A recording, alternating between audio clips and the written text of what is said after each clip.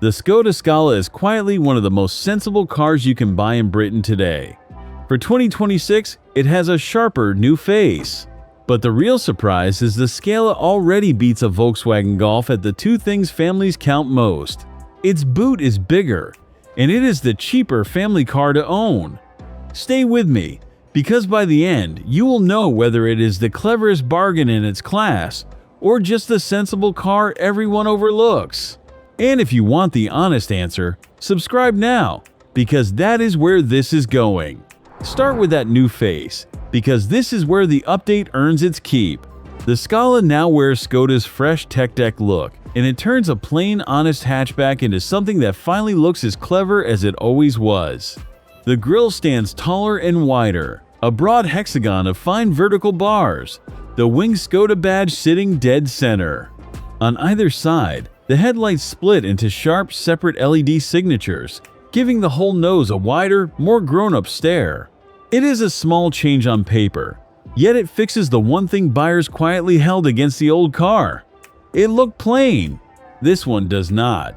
The car in front of me is the sporty one, the Monte Carlo, and Skoda has dressed it to tempt you. The paint is a cool gray, but the roof above it is gloss black, the mirrors match, and so do the 18-inch alloy wheels tucked under the arches. A small Monte Carlo badge sits on the wing, lowered sports suspension underneath, and dark glazing runs across the tail. Whether that sporty suit is more than skin deep is a question I will come back to, because it changes how you should read this whole car. In profile though, the Scala is simply a clean, upright 5-door, longer than a Super Mini but never bulky, riding a long wheelbase that quietly explains the room hiding inside. Open the door, and the Scala plays its real card, because in here it is all about space and sense, not showing off. Sit up front, and the first thing you notice is that Skoda kept real buttons. Below the touchscreen sit 3 physical dials for the climate, the simple controls that so many pricier cars have quietly thrown away. A crisp screen sits up top.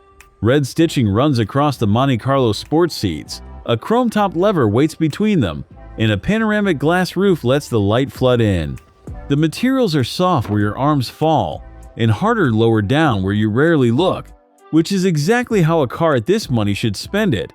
It feels a cut above what the badge on the bonnet suggests. But the clever part is behind you. Slide into the back and there is genuine room for adults, with knees and heads to spare. This small-looking hatchback swallows a family whole, feeling a full class bigger than the modest badge suggests. Which brings us to the boot, and the number that wins the argument. Lift the tailgate, and there are 467 liters back there. A Volkswagen Golf gives you 380. A Kia Ceed offers 395. And a Ford Focus 391. The little Scala outcarries every one of them. Fold the rear seats, and it opens to just over 1,400 liters, where a Golf manages under 1,250. That is the gap between a pram plus the weekly shop fitting easily, and leaving half of it on the driveway. There are Skoda's clever touches too, from the ice scraper in the fuel flap to the umbrella tucked inside the door. If useful space is the thing that actually sells you a car, then stay with me, because the part that truly decides this Scala is still coming. How it drives. Here the Scala stays refreshingly honest. There are no hybrids and no electric versions, just a pair of well-proven petrol engines shared across the Volkswagen group. The one most people should buy is the little 1-liter turbo, a 3-cylinder with about 116 horsepower. It is light, willing and gentle on fuel, and in real driving it slips easily past 50 miles to the gallon, closer to 55 if you are calm with it. Want more? And the 1.5-liter brings 150 horsepower and 184 pound-feet of pull, hitting 62 miles an hour in a shade over 8 seconds. Both offer a slick manual or a quick shifting automatic, and the bigger engine can switch off half its cylinders while cruising to save fuel. And this is where the sensible Scala quietly makes its case for the years after you drive it home. Insurance is gentle. The entry car is sitting around Group 12, and even the range-topping Monte Carlo only reaching Group 21. Skoda covers it for 3 years, with no mileage limit at all for the first 2. and you can stretch that to 5 years and 100,000 miles for around 500 pounds. In the most recent big reliability survey, the Scala finished 9th out of 30 family cars. With a score above 90%, it is not flawless. Owner reports flagged the odd infotainment glitch, a frozen screen or a slow reboot, the same niggle that shadows most of the Volkswagen group. But the engines and gearboxes underneath are proven parts, and that is exactly why a car this affordable can feel this unbothered on a long ownership run. So who actually beats it here? On paper, almost nobody at this size and money. A Kia Ceed matches it for value and adds a longer 7-year warranty, but its boot is smaller and its cabin plainer. A Golf feels a shade more special inside, yet asks for meaningfully more and hands you less room for the extra. A Ford Focus is the one to choose if you truly love driving, and that points straight at the single honest catch in the whole Scala story. Because here is the honest part. The thing the Monte Carlo badge quietly hopes you forget. This is not a driver's car, and it never really tried to be. A Ford Focus will feel sharper and keener through a set of corners, and no amount of black paint or lowered suspension turns the Scala into a hot hatch. What Skoda tuned for instead is comfort. The ride stays settled and forgiving where a firmer rival would jostle you and your passengers.